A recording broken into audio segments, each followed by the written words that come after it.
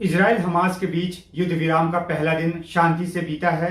दोनों ही तरफ से कहीं कोई हमले की खबर नहीं आई। दूसरा दिन भी शांति से बीत रहा है। इजराइल सरकार के मुताबिक शनिवार को हमास 14 बंधकों को छोड़ रहा है। इजराइल 42 फिलिस्तीनियों को रिहा कर रहा है।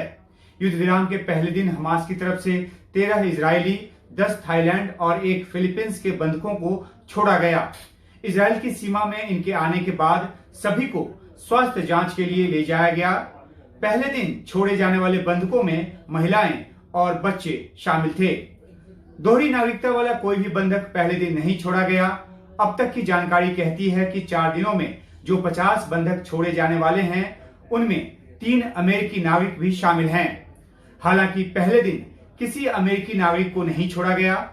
जब अमेरिकी राष्ट्रपति जो बाइडेन से पूछा गया कि अमेरिकी नागरिक कब रिहा होंगे, तो बाइडेन ने कहा कि उनको पता नहीं है। उन्होंने ये भी कहा कि अमेरिका को यह भी नहीं पता कि अमेरिका के कितने बंधक जिंदा हैं या उनकी हालत क्या है। हमास के कब्जे में अमेरिका के 9 नागरिक और 1 स्थायी निवासी यानी कि कुल 10 अमेरिकी हैं और उनकी रिहाई के लिए अमेरिका लगातार कोशिश में जुटा है। और जो मौजूदा युद्ध विराम हुआ है उसके पीछे एक ये भी फैक्टर है, क्योंकि अमेरिका चाहता था कि युद्ध विराम हो और उसके सभी नहीं तो कम से कम कुछ नागरिक जो हैं वो हमास के कब्जे से छूटें।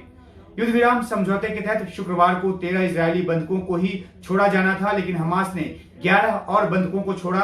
थाईलैंड, कतर और मिस्र और ईरान के जरिए बंधकों को छुड़ाने की अलग से कोशिश में लगा था। उसका नतीजा कि उसके 10 जो बंधक हैं वो छोड़े गए। हमास के पास थाईलैंड के 10 और बंधक रह गए हैं। इजराइल की तरफ से 39 फिलिस्तीनी कैदियों को रिहा किया गया। पहले दिन इनको हाइफा के पास की 2 जेलों से यरूशलेम ले जाया गया और वहां से उनको रमाला भेजा गया। इस तरह बंधकों और कैदियों की अदला बदली का पहला चरण पूरा हो गया। दूसरा चरण आज पूरा हो रहा है और जैसा कि मैंने आपको बताया कि जो 14 बंधक हैं हमास की तरफ से छोड़े जाएंगे और 42 कैदी जो है वो इजराइल की तरफ से छोड़े जाएंगे। नजर इस बात पर है कि युद्ध विराम के 4 दिन पूरी तरह शांति से बीतते हैं या नहीं। गाजा से कई फौजी बख्तरबंद गाड़ियां इजराइल की तरफ लौटती देखी गई। हालांकि इजराइल 4 दिनों के युद्ध विराम के बाद फिर उसी ताकत के साथ हमले करेगा, ये वो साफ कर चुका है। लेकिन इन 4 दिनों का इस्तेमाल वह भी अपनी सैन्य रणनीति को और ज्यादा मजबूत करने के लिए करेगा, ये साफ है।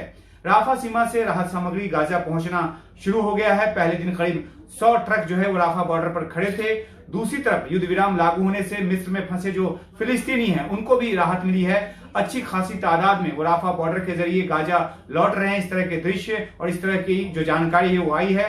बमबारी के खतरों और राफा सीमा पर सख्ती के बीच वे नहीं लौट पा रहे थे। हालांकि ये भी बड़ा सवाल है कि जब वे गाजा लौट रहे हैं और जब फिर से इजराइल के हमले शुरू होंगे तो फिर गाजा में जो पहले से मौजूद लोग हैं और जो लौट रहे हैं उनका क्या होगा। इजराइल के बार बार चेतावनी के बाद उत्तरी गाजा से लाखों लोग जो हैं वो दक्षिणी गाजा भागकर आ चुके हैं। वे दोबारा इस युद्ध विराम के दौरान उत्तरी गाजा नहीं जा पा रहे। ये तभी संभव होगा जब अधिक लंबी अवधि का युद्ध विराम हो या फिर पूर्ण युद्ध विराम हो। हालांकि फिलहाल तो नजर 4 दिनों के युद्ध विराम पर है, जिसका कि दूसरा दिन शांति से बीत रहा है और इंतजार है उन बंधकों की रिहाई का जो दूसरे दिन छोड़े जाने हैं और फिर उनके साथ भी वही प्रक्रिया अपनाई जाएगी जो पहले दिन अपनाई गई।